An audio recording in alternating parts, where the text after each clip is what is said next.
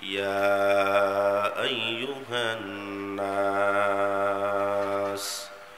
إنا خلقناكم من ذكر وأنثى হে দুনিয়ার মানুষেরা শোনো, আমি তোমাদেরকে সৃষ্টি করেছি এক পুরুষ এক নারী থেকে। আমাদের সবার সৃষ্টির গোড়া একটাই, হযরত বাবা আদম আলাইহিস সালাতু ওয়াস সালাম, মা হাওয়া আলাইহিস সালাতু ওয়াস সালাম। এই বাবা আর মা থেকে সৃষ্টি হওয়ার পর আমাদের থেকে নসল জারি হয়েছে, বংশ জারি হয়েছে, জাত আর গোষ্ঠগুলো আলাদা আলাদা হয়েছে। তবে আমাদের প্রত্যেকের গোড়া বাবা এবং মা থেকে, হযরতে আদম এবং হাওয়া আলাইহিস সালাতু ওয়াস সালাম থেকেই আমরা দুনিয়ার সিলসিলাটা, দুনিয়াতে আগমনের রাস্তাটা তৈরি হয়েছে। মুসলমান ইমানদার আল্লাহর গোলাম রব্বুল আলামিন এই কথা বলার পর দ্বিতীয় অংশের ভিতরে বলতেছেন, ওয়াজআলনাকুম শুউবান ওয়া ক্বাবাইলা লিতাআরাফু। আমি যে তোমাদেরকে এক নারী এক পুরুষ থেকে সৃষ্টি করার পর তোমাদেরকে জাত আর গোষ্ঠীতে আলাদা আলাদা বিভক্ত করেছি, এটার একমাত্র কারণ হলো লিতাআরাফু, যেন তোমরা পরিচয় বহন করতে পারো, অন্যের কাছে পরিচয় দিতে পারো, নিজের পরিচয়টা অন্যের সামনে তুলে ধরতে পারো। কোথাকার সন্তান, কোন বাড়ির সন্তান, কোন বংশের ব্যক্তি তুমি, এতটুকু চিনানোর জন্য ওয়াজআলনাকুম শুউবান ওয়া ক্বাবাইলা লিতাআরাফু। শুধুই মাত্র জাত আর গোষ্ঠীতে বিভক্ত করার কারণ হলো পরিচয়। আর এই পরিচয়ের বাহিরে জাত আর গোষ্ঠীর ভিতরে অন্য কিছু নিহিত নাই। তবে যেই সম্মানের আশা এই গোষ্ঠীর পরিচয় দিতে গিয়া তুমি আশা করো, এই সম্মানটা জাত আর গোষ্ঠীর পরিচয়ের ভিতরে না, সম্মান আসে আল্লাহর পক্ষ থেকে ভিন্ন কোনো মাধ্যমে। ওই ভিন্ন মাধ্যমটা কি? রব্বুল আলামিন বলেন, ইন্না আকরামাকুম ইনদাল্লাহি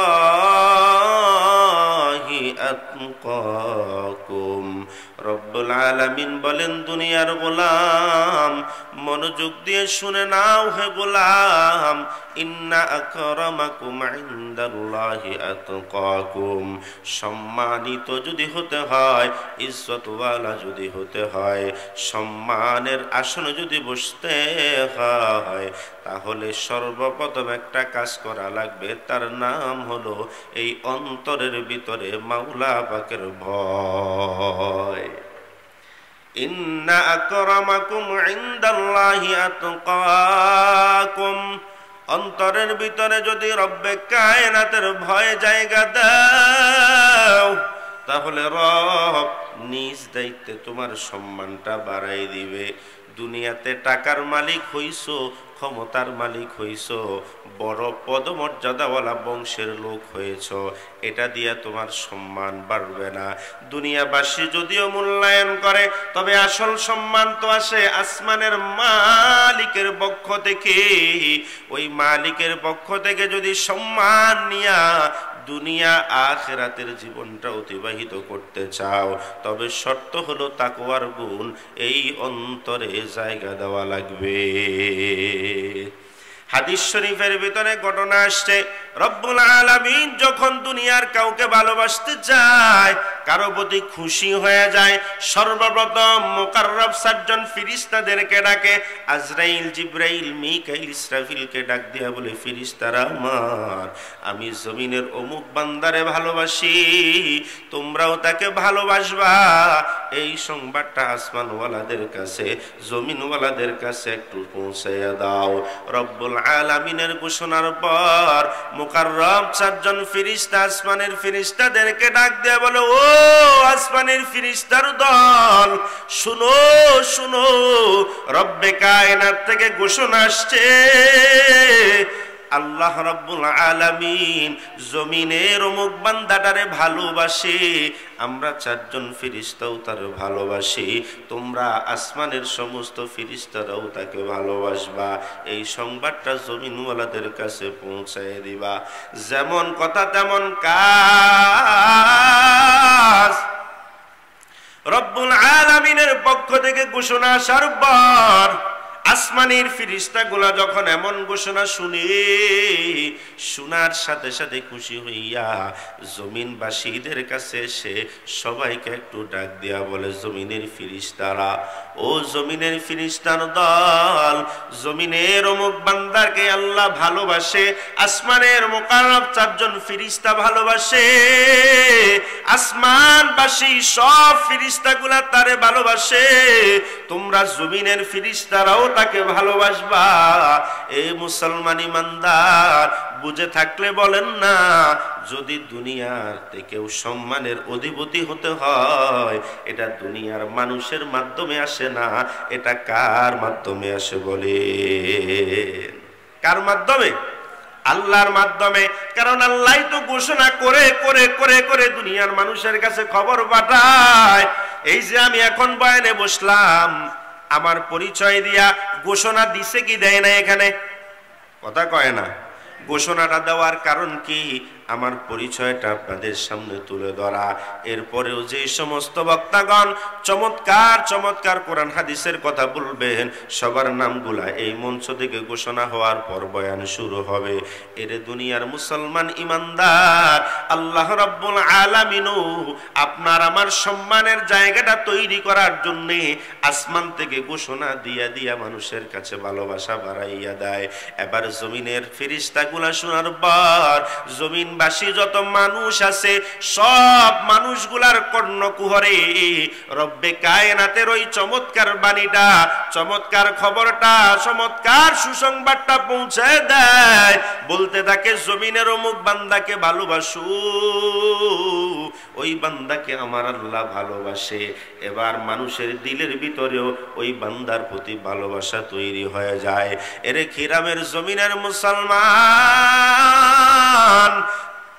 বাংলাদেশের বিভিন্ন জায়গা থেকে কত আল্লাহর আশিকান, কত আল্লাহর পাগলগুলা দৌড়ে আসে কেন?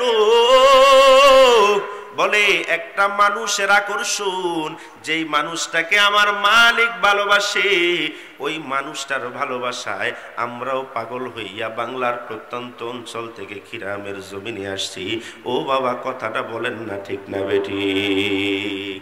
আল্লামা আনাস সুলতানী সাহেব হুজুরের নেক নসিহত শোনার জন্য, এক নজর একটু দেখার জন্য কত দূর দূরান্ত থেকে মানুষগুলা পাগলের মতো ছুটে, রাত্রিবেলা আরামের ঘুমটাকে হারাম করে সারা রাত গাড়ির ভিতরে অবস্থান করার পর ঘুম নিন সবগুলাকে একদিকে ফালাইয়া এই ময়দানে হাজিরা দিছে।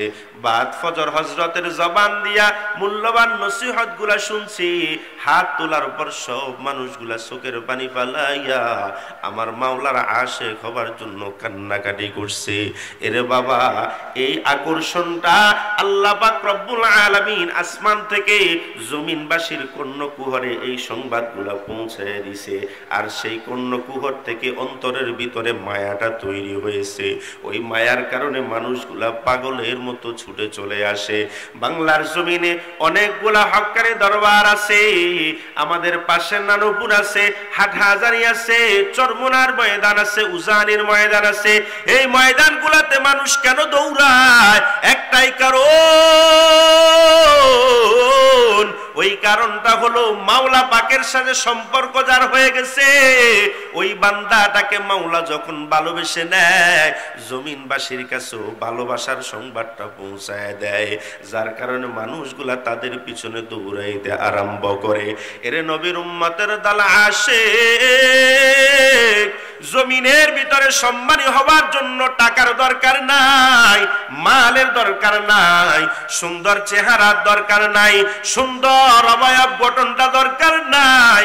এই জমিনবাসীর কাছে যদিও সম্পদের দাম বেশি, যদিও টাকার দাম বেশি, যদিও ক্ষমতার দাম বেশি, কিন্তু মালিক বলেন, রে গোলাম, আমার কাছে যদি প্রিয় হতে হয় তোর টাকা দিয়ে প্রিয় হতে পারবি না, সুন্দর চেহারা দিয়েও প্রিয় হতে পারবি না রে গোলাম।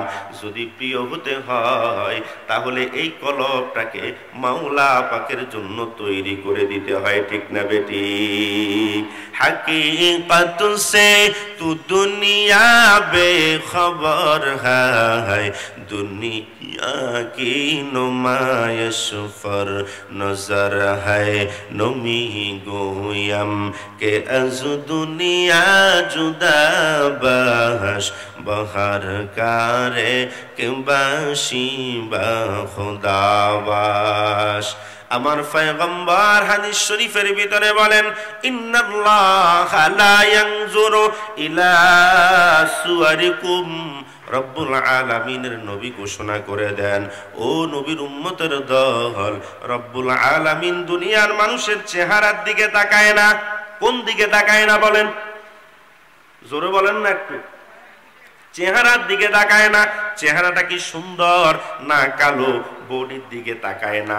এটা কি লম্বা না খাটো, মোটা না চিকন, বডির অবয়বটা সুন্দর না খারাপ, দেখতে কি ভালো লাগে না খারাপ লাগে, এই দিকে রব্বুল আলামিন তাকায় না। রব্বুল আলামিন কোন দিকে তাকায়? মায়ার নবী ঘোষণা করে দেন, ওয়ালাকিন ইয়ানজুরু ইলা কুলুবিকুম, ওয়ালাকিন ইয়ানজুরু ইলা কুলুবিকুম ওয়া আমালিকুম। রব্বুল আলামিনের নবী ঘোষণা করে দেয়, আল্লাহ রব্বুল আলামিন তাকায় তো বান্দার এই কলবের দিকে আর বান্দার আমলের দিকে তাকায়। এই তাকানোর মূল ইস্যুটা হলো কি? বান্দার আমলটা গ্রহণযোগ্য, কলবের তাকওয়াটা আল্লাহর কাছে গ্রহণযোগ্য। এই দুনিয়ার মুসলমান ইমানদার এই জমিনে যদি দামি হতে হয়, সম্পদের পিছনে দৌড়ে কোনো লাভ নাই, মালের পিছনে দৌড়ে কোনো লাভ নাই, ক্ষমতার পিছনে দৌড়ে কোনো লাভ নাই। যদি দামি হইতে হয় এই কলবের ভিতরে মাওলার ভয় জায়গা দাও আর নেক আমল করতে থাকো। এর বিনিময়ে রব্বে কায়নাত তুমি যেখানেই থাকো, যেভাবেই থাকো, গরিবী হালতে থাকার পরও, চেহারাটা কালো হওয়ার পরেও রব্বুল আলামিন তোমার সম্মান দুনিয়াবাসীর কাছে বাড়াইয়া দিবে। ও বাবা, সময় বড় সংক্ষিপ্ত, একটা উদাহরণ দিলে বুঝবেন। এই জমিনে এমন একজন আল্লাহর গোলাম ছিল, আল্লাহর গোলাম, মায়ার নবীর খুব কাছের সাহাবী হযরত বিলাল। ওই বিলাল তো ছিল ইথিওপিয়ার খুব একটা কালো গোলাম। চেহারা দেখতে সুন্দর না রে বাবা, কালো এক চেহারার গোলাম, নিজে স্বয়ং সম্পূর্ণ ছিল না, অন্যের গোলামিতে আবদ্ধ ছিল। উমাইয়া বিন খলফের কিনা গোলাম ছিল। একদিকে তো গোলাম, অন্যদিকে চেহারার সৌন্দর্য নাই। তথাপিও রব্বুল আলামিনের কাছে বিলালের দাম কত বেশি। আমার মায়ার নবী রব্বে কায়নাতের সাথে যখন সাক্ষাৎ করতে মেরাজে যায়, ওই মেরাজের রজনীতে যখন জান্নাতে সফর করেন, ওই জান্নাতে যাওয়ার পর হযরতে বিলালের পায়ের আওয়াজটা রব্বে কায়নাত আমার মায়ার নবীর কান পর্যন্ত পৌঁছায় দেয়। মায়ার নবী হযরতে বিলালের ওই আওয়াজ শোনার পর তখন তো জানতো না কার আওয়াজ। ফেরেশতারে ডাক দেয়া কয়, ফেরেশতা, ও আল্লাহ পাকের গোলাম, বলো এই জান্নাতে আমি নবীর সামনে দিয়া কে জানি হেঁটে যায়, ওই পায়ের আওয়াজটা কার একটু বলবানি? মায়ার নবীর প্রশ্নের জবাবে হযরত জিবরাইল আমিন ডাক দিয়া কয়, গো নবী, এই পায়ের আওয়াজটা আপনার সাহাবী হযরত বিলালের আওয়াজ।